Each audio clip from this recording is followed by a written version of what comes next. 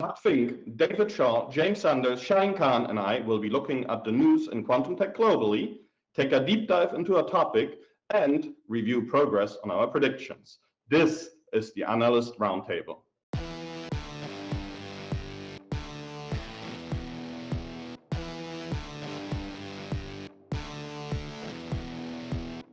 I'm James Sanders with 451 Research, which is part of S&P Global Market Intelligence. I'm Shaheen Khan with OrionX.net. I'm David Shaw with Fact-Based Insight. I'm Doug Fink with the Quantum Computing Report. Welcome to the Analyst Roundtable Season 1, Episode 2. I am joined again by my friends and fellow quantum tech experts, Doug Fink, David Shaw, James Sanders, Shaheen Khan. Guys, it's been a month that we recorded the first episode. It's been quite a fun little show to do. What's your thoughts and feedback? It really is. I think it's also really one of a kind. I'm not aware of any other area in the technology world where multiple different analysts come together to share their perspectives. Yeah, I think it's been great to take part, and I really enjoy the interaction between ourselves. And obviously, we don't always agree on things, and that's fine, and that adds to it. Agreeing is not the point. Our goal is to bring insights, different perspectives, and analysis. So we'll look at the news together for about 10 to 15 minutes, but probably more, because we will get into a little bit of a debate, and we'll do a deep dive into the killer application of quantum tech.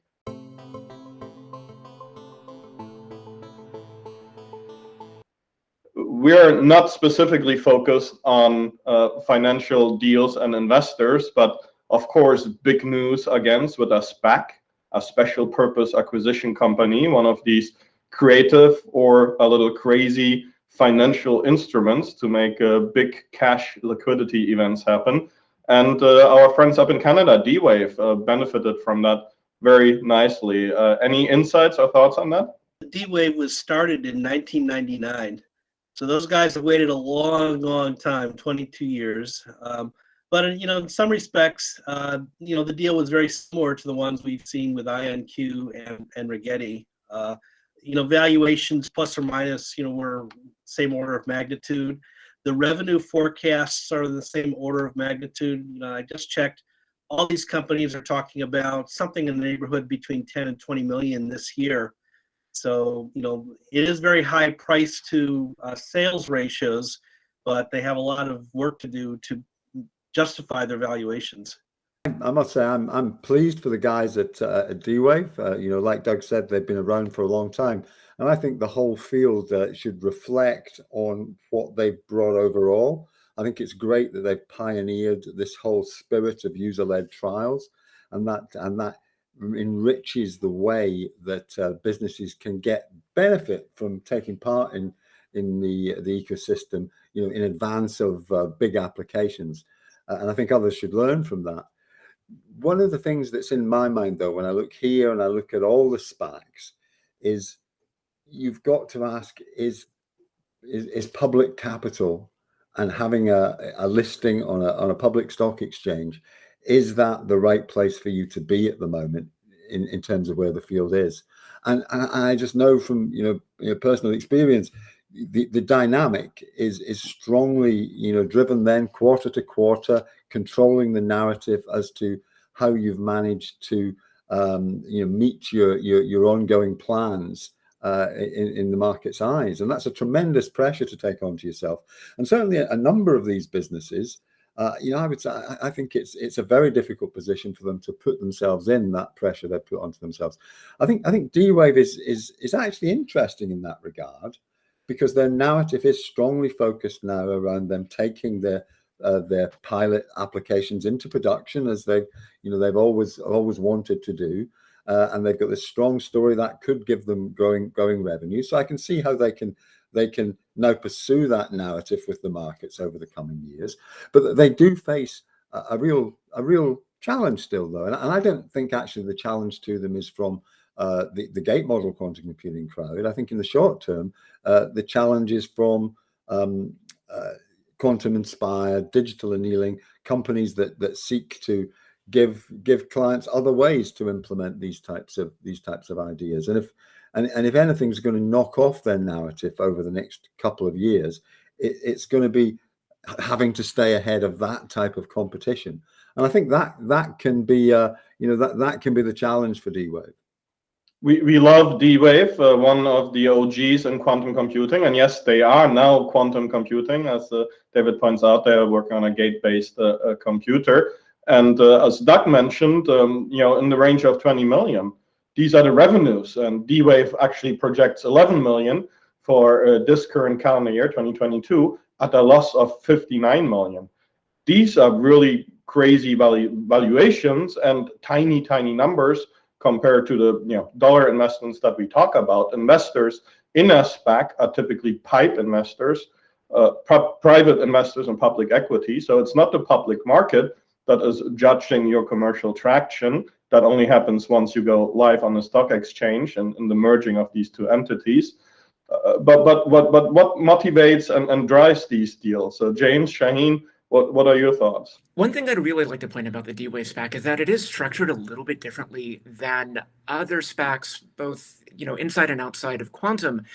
So it's actually distributed or structured to distribute 5 million bonus shares for shareholders who don't redeem after the merger. And that's going to reduce a lot of the redemption risk that we've seen in SPACs, both in and outside of quantum. So this might have a bit better trajectory for them to retain that value after merger, long-term, in a way that has been a little more challenging for other SPACs.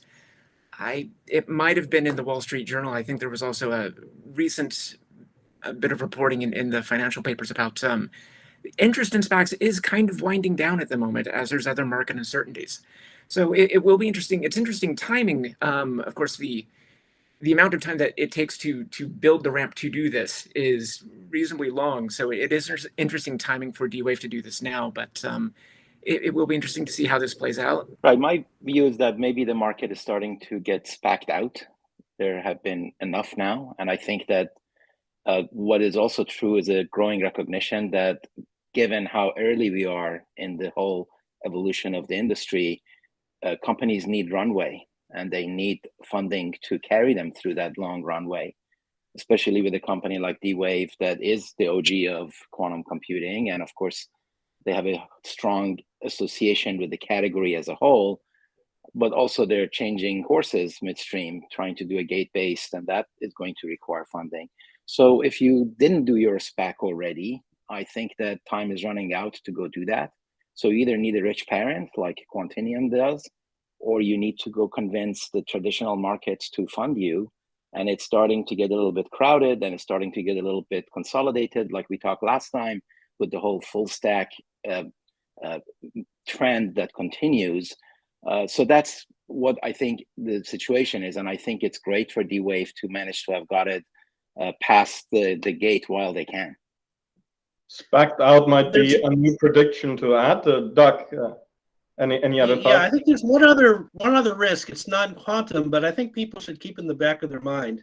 I'm not a stock market expert, but there are some people who think that in general we're in a stock market bubble, and the stock market itself could decline by 20 or 30%, just like it did in 2008 and 1987. So, if that happens, that I think would also affect any of these SPACs or any of these quantum companies that are trying to go public. To some extent, this is reminiscent of the cryptocurrency world, where everybody is wondering where all this money is coming from and why are these tokens that fundamentally don't seem to have any quote unquote intrinsic value are transacting at these high prices. And I think it's entirely because there's demand. So this is fundamentally a highly demand driven market. It really has nothing to do with whether that demand is justified or not. The fact is that there is demand. And as such, people bid up the prices and the price of entry becomes high. Now, this is also why people, talk about the tulip craze of the Dutch market in the 1600s, that if the rug gets pulled from underneath it, is it all going to collapse? I don't think so. I think that these technologies are fundamental, they're strategic, they're global. There is going to be continued focus on making them happen. And I think it's, in that sense, a quite reasonable level of demand, if you ask me. I just wanted to challenge a perspective I've heard from some quarters. I've had investors speak to me and say, "Oh, we see some very deep-pocketed players now. We see companies that have got big war chests, and actually that's just going to wrap up this market. These companies are so big, they're going to put so much money behind it, they're just going to make it work." And actually, no, it's not going to be like that. If the physics isn't there, your technology isn't going to work, and it's not going to matter how much money you've got and how much money you plump into your XYZ qubits if actually there is some problem in that approach. And I don't think people always realize it. I think people are used to dealing with technologies where we know it all works really, and also people have got to realize how difficult it is to pivot between these very different qubit technologies. You know, people will, another misconception that I see that some investors come to the market with, they assume some of these big companies and these very prominent individuals have, they've carefully sifted all of the different possible quantum architectures they could be pursuing, and they have, in that analytic wisdom, picked the right one, the one that's going to work. But in truth, if you not everyone, but look, a lot of the guys, very intelligent, senior, knowledgeable guys, experts in their technology, and you say, why is it really you're pursuing this particular qubit platform? Oh, it's because that's the one you did your PhD in. And why did you do your PhD in that area? Oh, it's because you liked the supervisor when you were doing your undergrad. It's I don't mean, these guys are absolutely the only people that can make it work if their technology platform happens to be the one that the physics is going to allow to win. But it is ultimately going to be the physics, not the financial markets. Kids, go get a PhD and pick the right supervisor. In any SPAC deal, you have to figure out who is profiting from that SPAC deal. And as James pointed out, all of them are structured, with great detail and differently. It's kind of fun to go through those filings and try to understand what is really going on. It's easy to spend a couple $100 million to build a quantum computer. Give me another couple $100 million, sales, marketing, partnerships, travel, conferences, sponsoring one quantum, and so forth. No problem. And if I'm 20, 30, 40% off, I'm still left with a few $100 million, if not $1 billion in the bank. Where do you spend that? The ecosystem just doesn't have the companies to acquire. There are 2-3 large software companies out there that you could acquire. You could acquire another modality, as David just pointed out, and buy one of the smaller, diamond, cold atoms, or other architectures. But how to spend that money? And investors want you to see that you will spend that money. Talking about other modalities, atom computing, our friend Rob Hayes raised $60 million since we last spoke. Marcus Flitch over in Switzerland, Germany, a Wall Street pro, raised $60 million as well. Andrew Horsley from Down Under, Quantum Billions, 22, 23 million. Much more reasonable valuations. The founders don't get rich in these deals. Help us make sense of this, James. One thing that I'd like to point out about modalities is that superconducting is relatively expensive to build compared to other modalities. And so I don't think you need, huge inflated valuations to build some of these other quantum computers using these other architectures. When you're not dealing with, expensive cooling requirements, you can remove a lot of the costs pretty quickly. I think regarding modalities, and this is a good segue to it, I think we are at a phase in the market where all these different paths need to be checked. Everybody's got chips on every number, and we'll see which one pans out. It's too early to be predictive, and we haven't reached the transistor moment or the VHS Betamax moment where one technology wins out, whether or not it deserves to win out, but it just gathers enough steam to say, okay, that's now going to be the tip of the arrow. Let's go old build behind it. We are not there yet. And because we're not there yet, we're going to have to put money on every one of them and see which one makes it. And I believe that's what's going on at the global scale. And of course, that's also a segue into the global quote race that's going on. But then finally, as it relates to valuations, quantum is not the only place where you see it. I mentioned cryptocurrency, you see it there. You see it in AI, you see it in edge computing, you see it in all these new mega trends in the market, because the industry as a whole is transforming in fundamental and rapid ways. And whenever you have that kind of change with that kind of strategic importance, with that kind of speed, the only way to do it is to put as much, to hedge your risk. And that means invest in as many things as you can and be prepared. Yeah, one thing I would mention, if you think a little bit longer term, I think one thing everyone agrees on is that we have to get to error-corrected quantum computers. Probably won't happen until towards the end of this decade. And in order to achieve that, you really need to improve the gate fidelities. And no one right now has gate fidelities that are really sufficient for a fault-tolerant computer. There was some recent articles out of QTech in the Netherlands and in Australia where they've hit 99% on the spin qubits, but that's still not good enough. So the one thing, when people ask me if I'm optimistic about the quantum industry, the one thing reason I say I am, is because of all these diverse approaches. No one really knows which one's going to succeed, and you're trying multiple paths. And I think many of them will fail, but I think at least one of them will get through and be able to get the 99.999% fidelities that allows fault-tolerant computing. There's one thing I would reflect on in terms of, I think, how the funding and the commercial discussion has distorted a discussion of the hardware, which is there's a lot of companies out there. Everyone wants to ride that same wave of excitement about gate model quantum computing, scaling up gate model, going for the full error correction bundle. But there are some platforms out there where I would question whether that actually is truly the best narrative for their hardware. If I look at neutral atom platforms, I think it's really interesting that they can explore this analog quantum simulation approach that is quite different to the gate model type algorithms. There's much less explored, particularly for commercial applications, and deserves to have that attention. But a lot of those players, if you look at how their narration to the market now, is they want to make themselves sound more like gate model approach machines than they maybe are.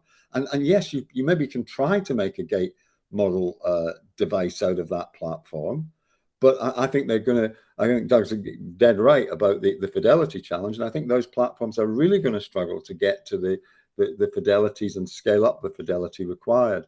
And I think another example is some of the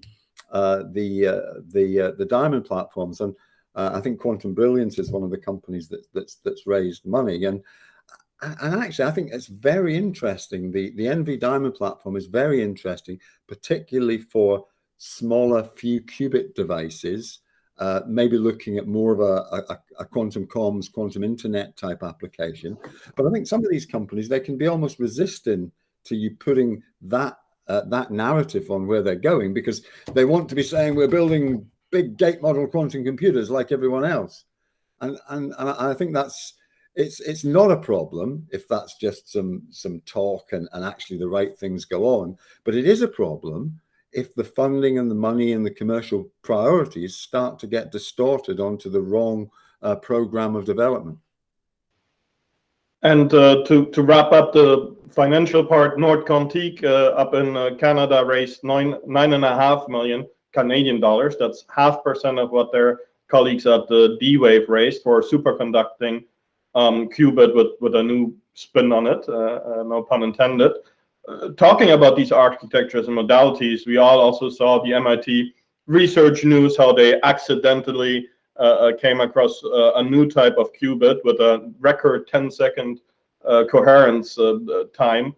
My argument is that do these modalities and these discussions really matter, or what are they driven by? Are they driven by this narrative that certain users, certain communities, certain investors are just extremely amped up about a gate model or specific types of architecture, and that is a story that sells? Or are we still so early in the race with all of these modalities? We mentioned 6 or 7 already in the last 20 minutes, that we're too early to even think about it.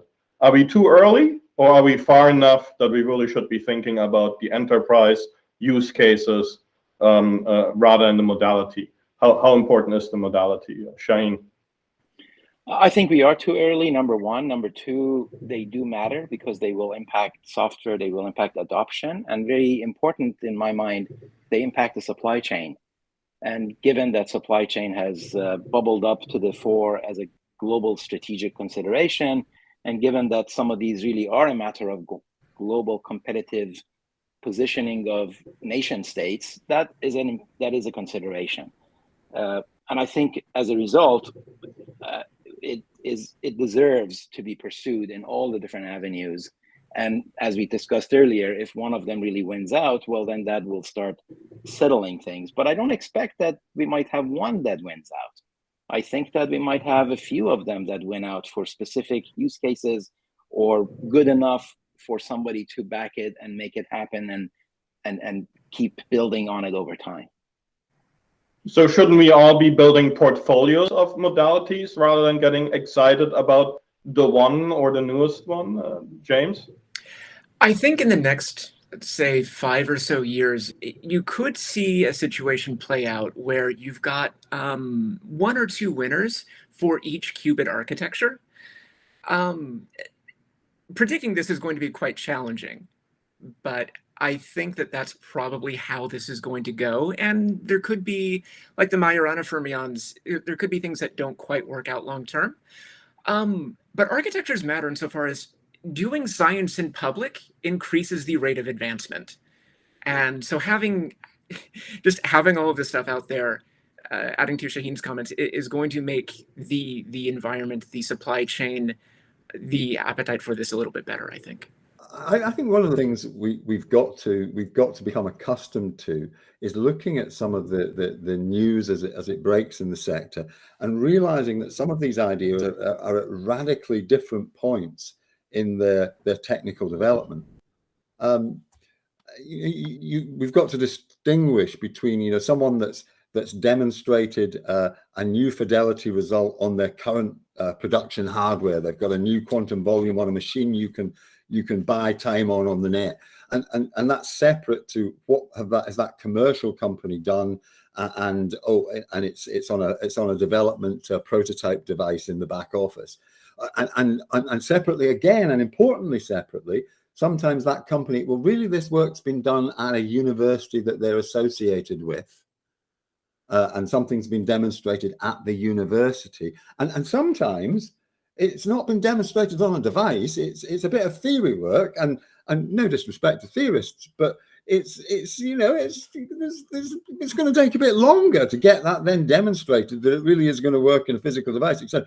And then you've got a real mode at the moment across these new modalities being discovered for qubits, because actually look down anywhere in the real physical world, and the stuff you find at the end, it's some quantum mechanical bits and pieces, and funnily enough, cool it down enough and you start to see, oh yeah, I can think of this as a 2-level system. I've discovered a new qubit platform. But of course the secret, the trick is not just that I can define some 2 random quantum levels as a qubit, it's can I control that qubit? Can I prepare it? Can I measure it? Can I do a 1 qubit gate? And that process, we kind of forgot that for a lot of the advanced modalities, it took the guys years to get the initial concept from that, oh, yeah, maybe a trapped ion could be a 2-level quantum system, to get it from that to, oh, I can routinely control this at 99.x% fidelity. And that for some of the, and yes, we need to, the field needs to discover how it can accelerate that process. And it may very well, I'd be very surprised that if in 50 years' time we're not all rejoicing, well, maybe some of us won't be around in 50 years' time, but for those people that are around in 50 years' time, hopefully they'll be using some completely new qubit technology, which is completely better. But in the meantime, we've got to realize that different things are at different stages and get excited in the appropriate context.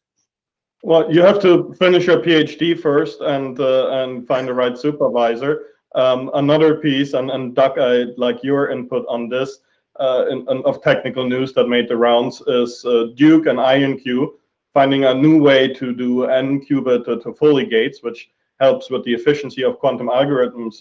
Doug, what are your thoughts on this discussion? And can you help the listener here, expert on Novus, help make sense of when they are being bombarded in the news with all of these modalities, technologies, advancement?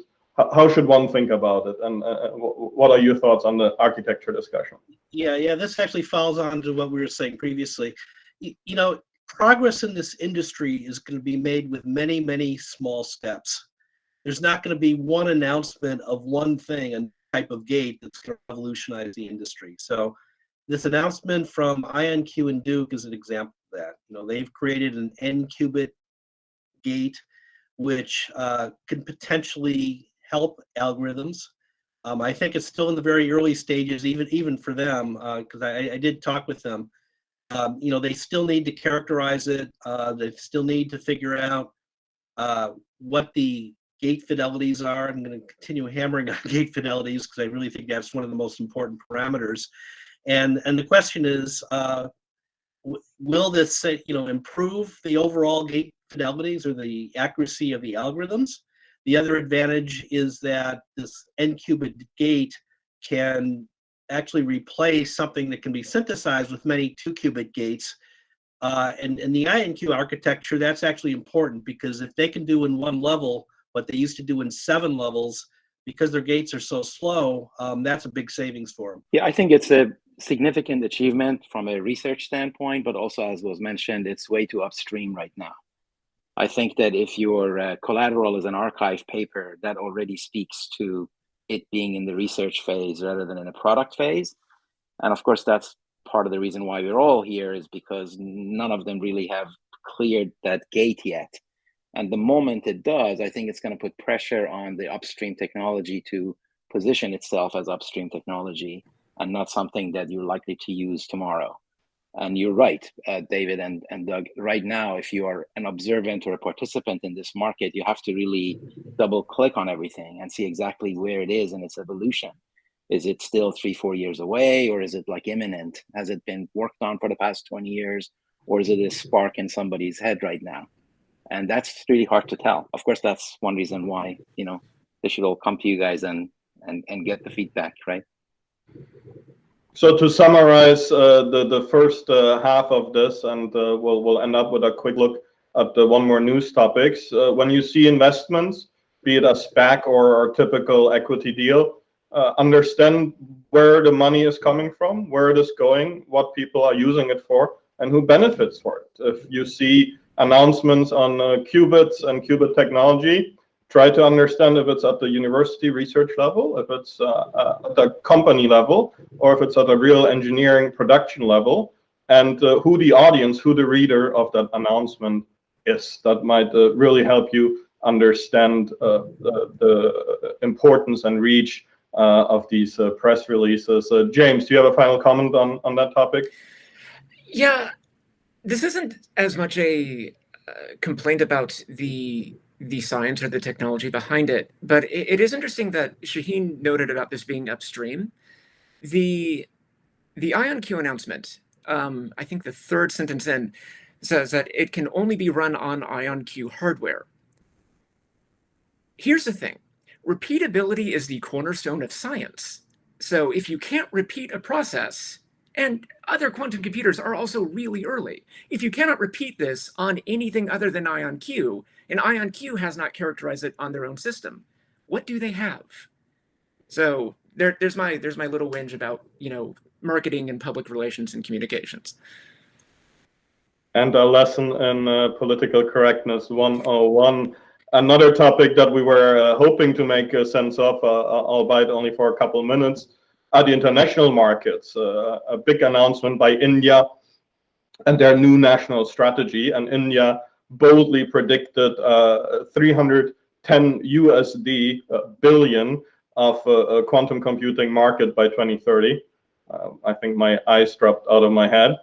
Somebody posed the question if there's anything new from India, but internationally, we see more and more initiatives, more and more strategies, and they seem to have very bold claims. We're building our own architecture, our own supply chain. The market is huge. Shaheen, you talked about national priorities and strategies. What are we making out of the international markets right now, and all of this, hype eventually around investments and qubits?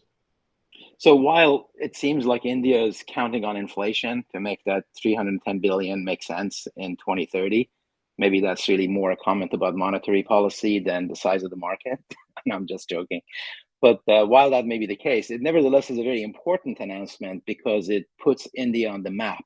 Until now, we clearly had China.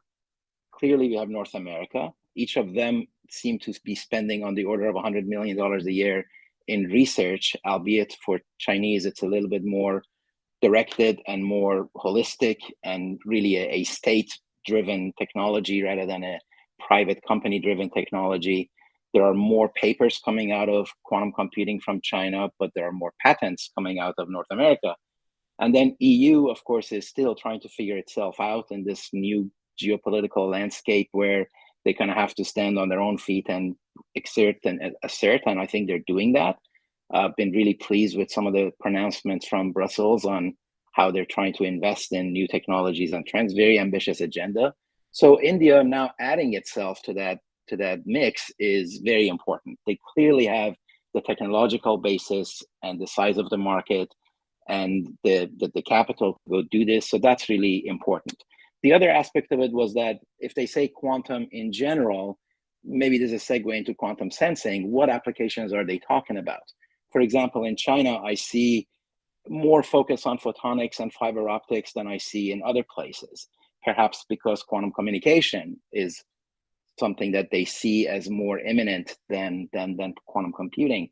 In fact, I've seen analyses that says quantum sensing is real, quantum communication is right behind it, and quantum computing is poised for quantum winter, which is self-inflicted because of what you guys have all been saying, that there's a bit of too much hype in the system, to put it bluntly. And maybe to wrap up this part, and then we'll go to the killer app. Shaheen, you just gave it away. A spoiler, come on. Doug, you made in our preparation a very interesting comment on how folks, might come up with some of these budgets and market forecasts, especially some consultants out there. Could you just share your thoughts around that? Yeah. There are a lot of market forecasts that are floating around, and they're all done differently. And it's very important for people to really look at these things closely. In that India announcement where they, floated the number 310 billion, you have to understand that they did three things. First, that revenue or that number is a cumulative number of all the revenue between 2022 and 2030. So that adds it up. The second thing, it's some people forecast what's called quantum value, which is not only the revenue to the suppliers, it's also the potential profits that the users would make. So for example, if a pharmaceutical company spends $200 million on quantum services and they design a drug that gets some $800 million in profit, someone would say that's $1 billion of value. So, and there's a ratio there, and BCG pointed this out, that it's basically a 20%, 80% ratio between these providers of the technology versus the users of the technology. So you have to take that 310 billion and you have to essentially cut it down by a factor of 5 just to understand what the quantum market is. And by the way, I've never seen anyone do that in the classical market before. I've only seen that done in the quantum market. And the third includes all the various technologies, not only quantum computing, but also quantum communications and quantum sensing. So, if you disentangle that $310 billion, the number is actually much, much lower. It's actually closer to the range of what other people are saying.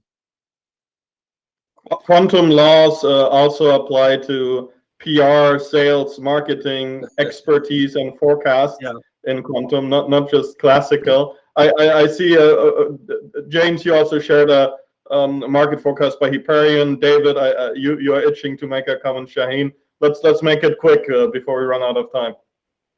I would flag. I think this issue about how you understand different market forecasts, I'd always recommend to anyone that they really should be taking a value chain, a global value chain approach to the industry, and it matters from multiple perspectives because it lets you understand the different segments of the quantum market that you might be playing in, where the costs and revenues are across that chain, how that extends into the value chains of your eventual customers. You have to understand where the use cases fit in their business, and it gives you a model for understanding costs, revenues, margins at each point, and it gives you that way of being clear about how you're defining your market and why your business strategy is tackling particular subsegments as opposed to letting partners do other subsegments. I think the supply chain issue is really important because it also allows you to figure out whether the same dollar is being counted as it goes down the supply chain. Now, there is massive dollars being pumped into the market, so it's got to go somewhere. And I think for it to really show up in various spending, whether it's supply chain spending or actual products that you buy for the end user, is all kind of valid. It's all going to show up, but it is important to know exactly where in the value chain it shows up. That's a really significant item that David pointed out.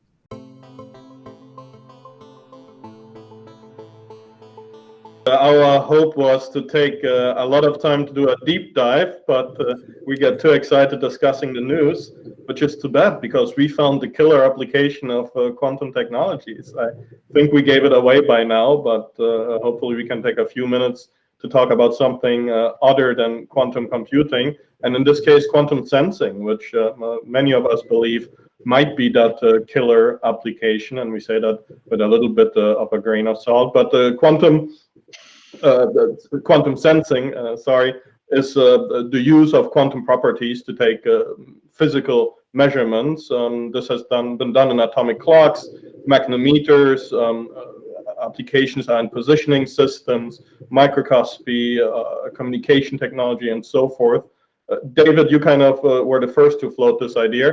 Can you give us a quick rundown of quantum sensing? Yeah, I think just for members of the audience that maybe have come to this via quantum computing and maybe don't have an intuition for why quantum sensing makes sense and is very much related area. We talk so much about quantum computers and they're very delicate systems, and we spend a lot of time worrying that the noise is and the environment is going to disturb the qubits, and we have to keep that out. And of course, the other side, the flip side of that coin, is if you take your qubit and you let it be disturbed by the environment, you've really got a very sensitive way of making all sorts of measurements about that environment, if that's a basic intuition. And it's interesting because it's a much more fragmented market at the moment. So if I defend it first on the short term, one of the interesting things about quantum sensing is you've already got a series of small devices getting out into the market. You can also already buy microscopes which are based on NV diamond probes. A very interesting company just launching in the UK, Circa Magnetics, has got a wearable brain scanner which can be used for medical applications. Also very interesting other potentials for what one can do with this device.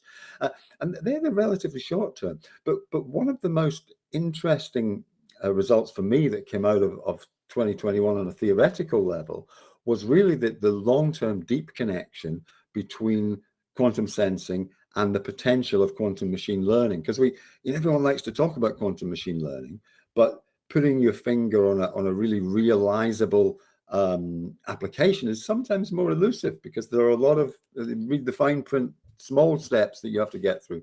But one of the very interesting results is that if you can take the output of a quantum experiment or a network of quantum sensors in an abstract sense and coherently bring them into your quantum computer. So you need some kind of coherent quantum networking. If you can do that, then there's a provable exponential advantage for a quantum machine learning approach to interpret those results.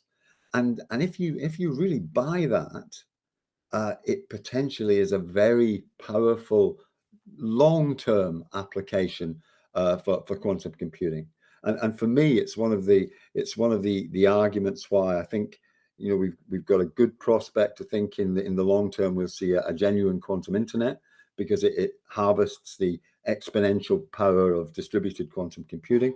And I think in the very long term we'll also see a quantum internet of things, because it will leverage this ability of quantum sensors to combine with quantum machine learning to do things that were simply not possible before. One thing I would mention, you know, there are a lot of advantages in quantum sensing.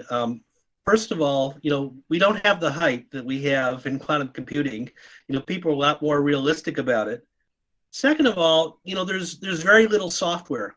You know, you don't need to send someone to training class. You don't need libraries. You may need a little bit of firmware for the sensor itself, but you could sell that sensor to many, many different organizations that are using it in various applications with no change in that software. So I do believe that quantum sensing could be one of the very first applications to be commercialized, because it's relatively going to be, sensors are going to be relatively easy to use. But I would say that I've also looked at market reports for that. It is a smaller market overall. Over the next 20 years, it will be a smaller market, just because you're not going to sell a quantum sensor for $10 million. I just want to complicate things by saying that there's a 2x2, because that's what we all do, that we work on, and that is classical versus quantum physics, and then digital versus analog. And I think that when you go to quantum sensing, you really highlight the analog part of it a little bit, because you're really fundamentally at the intersection between analog and digital when sort of you turn atomic observations into digital quantities. So that adds another flavor to it with its own complexities. But at the end of the day, data is going to be the foundation for everything. And sensing is going to play a critical role, albeit, as Doug mentioned, you're not going to need quantum effects to measure it everywhere, but there's an insatiable desire for more precision, and that's going to drive towards more quantum sensing. I think people tend to roll their eyes when the prospect of any consumer application of quantum technologies gets brought up, but this is more wish casting than forecasting. But I'd really love to see a quantum GPS as part of a full self-driving car technology. I think that would be really beneficial for things like driving out of a parking garage and trying to get on the right street to get to where you're actually trying to go. Living in Seattle, that's been an interesting journey for me. And the other important thing about quantum sensing is not just the increased sensitivity, it's also a self-contained system that doesn't need any line of sight. Very important in military applications, GPS applications that you just mentioned, James. Doug, to your point, it is a much smaller market. Revenue estimations I've seen and low hundreds of millions, and 2 or 3 dozen companies so far, like Apogee Instruments, AOSense, Adva Optical, Microsemi, Sky Instruments, Adcon, Campbell Scientific, M-Squared Lasers, and others in North America, in the UK, in Germany, in Australia, and a few other places. But it is a commercial reality today, because we don't have some of that engineering complexity and lower performance requirement. So if it's the killer application or not might depend on the machine learning, right, Dave? Good. Any parting words before we close out this episode of the Analyst Roundtable? No, thank you. It's been great. Really appreciate it. And of course, thanks to the audience for keeping us going. Yes. Fantastic. We will be back in 1 month. This concludes the Analyst Roundtable Season 1, Episode 2, and we will be giving it a title going forward. round and round it goes. Quantum is coming. Round and round we go. You can find each individual analyst's research and analysis online at quantumworlddetangled.com. We hope to see you soon. This concludes the Analyst Roundtable. Quantum is coming.